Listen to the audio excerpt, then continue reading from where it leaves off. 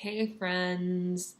It's been a little while since I've done any sort of vlog video or what have you. Um, but I just had a couple things to process and talk about. Say hi. Um, and so here we are. Today we're going to be talking about distress tolerance in the workplace. This is a topic that a lot of folks have trouble with, and it's something that is near and dear to my heart as somebody who struggles with a lot of anxiety issues. So, distress tolerance is exactly what it sounds like. It is tolerating distress. That means anxiety, that means anger, that means anything that brings up negative emotions for you. And so it's meant to be a short term, immediate thing to be working on. Now, this is different than emotional regulation, which is long term, trying to find patterns in your feelings and trying to recognize what causes those patterns. Distress tolerance is something that is to be used in the moment to help you get through what you're going through. So I'm not going to name which workplace this is. I'm not going to name any names. I'm not none of that. I'm sure that those of you who know me or follow me on social media or whatever, I'm sure you have some sort of idea of where this might be. But for the sake of, this person who I had an interaction with, and for the sake of other people, I'm not going to be naming names. The end. So yesterday I was at work and I have a coworker who doesn't give me good vibes. Like, for the most part, I have really great coworkers. I have a couple of really great managers. I do really enjoy this one workplace that I'm sticking around at. But there is one coworker who just doesn't send good energy out there. I don't need to be best friends with everyone who I work with. That's just not, I don't care. I'm too old. I don't give a shit. But you need to at least be polite. You have to acknowledge that you're working with people. You have to acknowledge that it's a team environment, and you need to be working together. And so I knew that this person was coming in, and I had a little chat with two of my really really great managers where I was like, "Hey, I'm concerned about this." And anticipatory anxiety is a big thing for me. So I was anticipating all morning these interactions. It was exactly what I expected. She came in, completely ignored that I existed, was, just not being nice, And it's one thing if you have a reason for not being nice. It's another thing if you have literally never told the person that you work with that you aren't actually sharing any kindness with. It's one thing if you tell them why or you have some sort of feedback. It's another thing if you just wash your hands of them, because at the end of the day we are all there to do a job, and it doesn't matter what that job is. We are getting paid to do something, and so one of my managers is particularly understanding of my anxiety and emotional issues, and is particularly keen on creating a positive team working workplace. And so, I was having a couple open, honest conversations with her. She was being really, really great about being attentive and coming around and seeing how things were going. My other manager was super stressed about a bunch of other stuff, but she was also very supportive of trying to create this positive environment. And so I felt like I was being supported from above. And I think that that is one of the best things you can do for yourself when it comes to distress tolerance in the workplace, is being open, being honest about your needs. One thing that comes up is people think that they have to disclose every single thing about themselves in order to be able to ask for what they need, when that just isn't true. I can say to my managers, hey, I'm having some feelings or thoughts about the way that this person spoke to me. Do you think that there's a problem? And I don't have to say that that's coming from an OCD place. I don't have to say that that's coming from this insecurity. I can just say hey, do you think this is an issue? If so, how can we solve it? I can say to my managers, hey, I need to step away for a second and take a breath. And I don't need to tell them why I need to take a breath. I just need to say that, and I feel supported in being able to do that. And so just kind of being transparent with your needs is step one.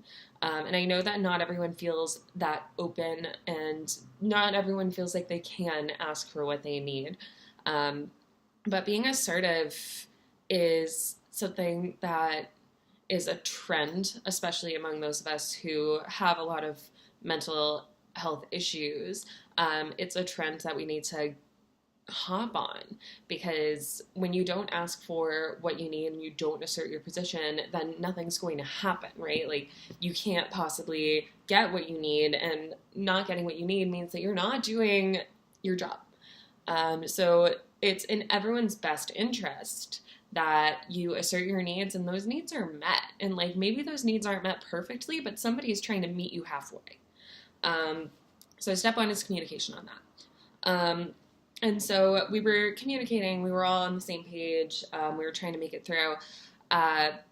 And so I was brought to a different station at that point for a little while, which I felt okay about, taking a break, whatever. And then the final bit of my shift happened, and it was very busy, very stressful, and this person who I was having an issue with just kind of like left me high and dry in a situation that required two people. And, you know, I found out later that she was asked by one of the managers to step in and be there doing her half of the job. And she just straight up did not listen and did not do it. And so I was trying my best to call for backup. I was trying my best to like get somebody to support what I was doing. And I was met with radio silence. So this whole time I'm trying to do my job. And at this point it was time for me to like clock out and leave. And I was not able to leave on time because I was being left to do this job that another person was supposed to be doing after me. And so, of course, that created this massive pile of anxiety. So, like, I'm running around trying to do this job while asking for backup in front of guests, where I was smiling face forward, like, what can we do to, like, make your experience great today? While actively asking for help. And it appeared to the customers that I was being completely ignored. And so there were times that like I was jumping between several different tasks, and everyone there was being so patient with me, where I kept saying like, I'm sorry, can I handle this thing very quickly? And then I can run and go do this thing for you. I just have my phone, whatever. And everyone was being completely super understanding. But all of this like feeling was welling up. And so I was finally able to dip and clock out, and I was like on the verge of tears. I was shaking. I was so anxious because at this point it was almost a half an hour late, and I had been completely left alone to do this job that's supposed to be for two people for a little over an hour. And so super great manager comes back to me and is just like, you know, a little shocked at what happened, because like everyone knew what was going on. Like there's transparency at this particular job where you can hear what everything is happening. And so, you know, she really supported me in like needing to handle this. So when it comes to distress tolerance in the workplace, it's kind of about subtlety in a lot of ways. So openly communicating your needs is great, but then there are times where like you are customer or client facing, where you are having these feelings and you need to handle it. The things I find particularly helpful for me are things that are going to be like shocking me back to the real world. So for me, it's going to be like ice, very strong sense, and sensation. And those are three things that I find particularly easy to just have with me at any of my jobs. So doesn't need to be like sticking your hand in a bowl of ice, which is a tool that a lot of people in DBT find helpful. It could be you have ice water. And you can just be holding your ice water or drinking your ice water, and like nobody's gonna say anything. It's friggin' water. Like nobody's gonna be all like, "Oh, why are you holding your water?" Like it's water. We're humans. We need it to live. So that's one subtle way to handle distress tolerance. Another is the strong scents. When you work in retail, it is very easy to get your hands on some strong scents. There are generally perfumes around. It's super easy to just like give things a spray. You're supposed to like look a certain way when you're people facing. You're supposed to like present yourself a certain way. And if you're spraying some perfume or like some body mist or what have you, then that just looks like you're doing part of your job. And like it's something that is also helpful. So it's just taking that spray and then like taking a second to really truly think about the scent and describe it to yourself. And that's one way that I find it helpful. Another way you can do that is if you don't have access to these things, essential oils are particularly great for that. And if I am in a dissociative state, I find it very helpful to have something more intense. And so I use peppermint or lemon essential oils. I also have eucalyptus, but it's like not my favorite. But you can use any essential oil. So like some people use rose or like jasmine, or it's anything that is a scent that you have a particular strong feeling about. And for me, peppermint, that like straight to the face peppermint is something that snaps me into place super quickly. Lemon I also find very soothing, and it has like a snap back to reality quality, but not as strong as peppermint. What I find helpful in restaurants is there are always lemons. Always lemons. You can always find a friggin' lemon. And so I, once in a while, like, would walk by the bar garnish station and I would slice a lemon and I would smell it and then I would move on with my life. And that was super, super helpful. If you work like a desk job, nobody's really going to question you having some essential oils on your desk, and nobody's going to question like you taking a second to like slice a lemon and like squeeze it into some water. It doesn't have to be like this meditative, you sit there with your oils for like 10 minutes. It can be something super subtle. And so this last time when I was in treatment, I learned that some people do keep essential oils in their desk.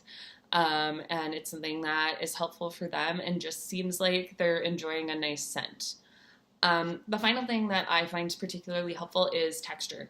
And texture that makes you restart. Texture that brings you back or gives you something to focus on is going to be so dependent on who you are as a person. Some people are going to really like I know people who really like touching granite or marble, and so they have a keychain that has that on there. I know people who really like smooth stones, and so they'll have one in a pocket or a purse or something that they can just like rub. I know people who the texture thing also translates to like crystal magic or crystal healing, and so they have a crystal that the texture A and B, this spiritual attachment, is helpful.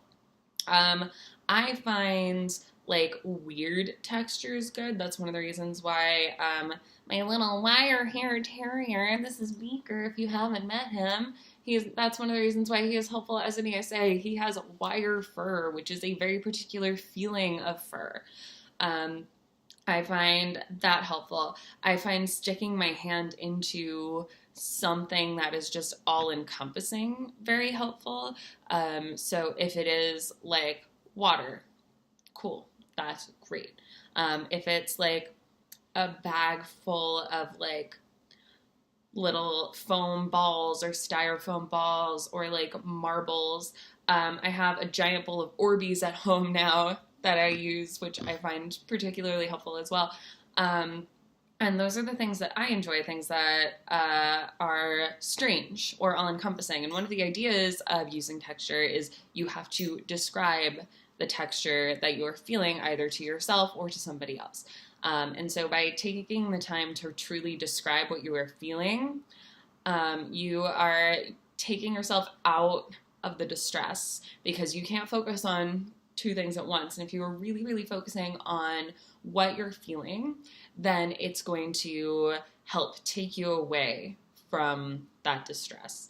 And so, you know, that's hard in retail or restaurants to like have that texture element. Some people will keep like a fidget toy in their pocket or somewhere with them that they can just like touch. So like a fidget cube is super helpful because it's subtle. It's in your pocket. It's in your hand. And so if you're not trying to let on that you're in distress, that's a great way to do it. Because, you know, it's a toy, it's whatever. If you work a desk job, that's another thing. Fidgets, or if you have just like a nice looking bowl of marbles on your desk, then it just looks pleasant. Nobody's going to think about it if you're just like playing with it with your hand. You know, points for not having a ton of sound, but sound can be helpful for some people too. Like if you're just rolling around these marbles and you're hearing them clink together, that can be helpful as well. So those are the things that I find particularly helpful in distress tolerance in the workplace. I'm definitely interested in more of what other folks find helpful. So, you know, comment down below. Let me know what you do to tolerate your distress in the workplace or anywhere else. I know in a couple of past shows, I have hit hard distress walls in the green room after certain interactions. And so the way that I handle my distress backstage is obviously going to be a lot more open than I do at a workplace that is like customer facing, because not only does everyone around me know what's going on, but they are helpful to me. So the way that I handle things in different workplaces is going to be different, and the way that you handle it is going to be different. Hopefully this is a nice little intro on a couple of distress tolerance things that you can use moving forward, or at least try. You know, give it a shot. See how it feels. Again, this is supposed to be something that is short-term, fast-acting, and something that you do in the moment to make yourself feel better. And that's all I have to say about that. So that's my quick, like, not so quick, I guess. This was a fairly long video.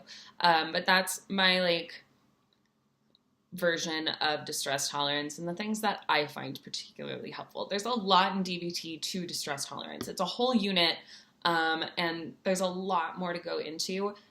This was just my ideal. And so this is what I find helpful. Hopefully you found it helpful. Moving forward, I think it would be nice if I did start to touch on things like the rest of DBT and just my experience with it. I am not a therapist, so this is not coming from a clinical standpoint. This is all going to be coming from my own personal experience. And this has been my personal experience with distress tolerance in the workplace. So thank you for watching. If you made it this far, I super, super appreciate it. If you liked this video, please give it a thumbs up. And if you aren't subscribed already, please subscribe. You know, it's completely free to just subscribe, and you get to see my videos, and it's a nice, cool mixture of this stuff and workouts and vlogs, and it's a great time. So thank you so much for watching, and I will see y'all another time. I think Wednesday, for What to Eat Wednesday. See you then.